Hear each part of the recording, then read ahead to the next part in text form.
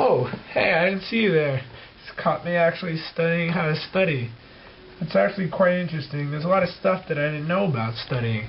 I used to think that studying was just trying to get a good grade on a test, trying to learn a bunch of information so that you could ace a test or do some homework or basically get an A in a class. I didn't know all the meanings behind it, and I didn't know that studying actually goes spiritually and stuff. I didn't know that you could study God and study different things to be closer to God. So let's see if some other people in this household actually know what studying is. Come with me. Let's go. Oh, you already got down there. It's quite interesting. It's interesting. There's people right here trying to learn and study. Let's see what they actually think it is. This is Kelsey and this is Eric. Oh, I was just reading the Quran there. So, what do you guys think studying actually is? Well, I think it's important to review and review. The more important thing, take away a little something new each and every time. It's very insightful and knowledgeable. Let's go. Hey, let's go somewhere else, see if there's other people studying. Oh, crazy thing. My mom is studying something very insightful.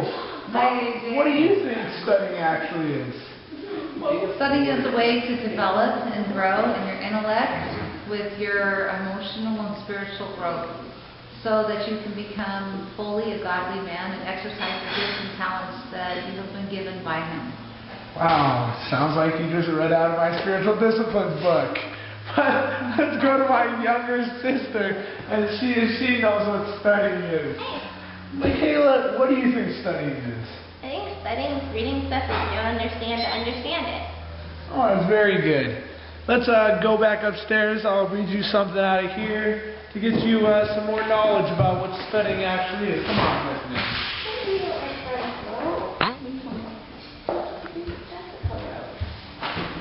Let's go. Oh, hey, you're already up there. This is a quick one. So, appearing and disappearing out of the nowhere. So, I'm going to see if I can find out what studying actually is from this celebration of the disciplines by Richard J. Foster. See what Foster has to say about things. The Apostle Paul tells us that we are transformed through the renewal of the mind. Romans 12:2. The mind is renewed by the applying it to those things that will transform it.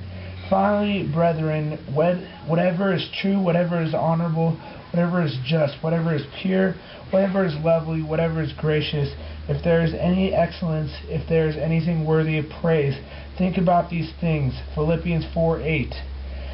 The discipline of study is the primary vehicle to bring us to think about these things.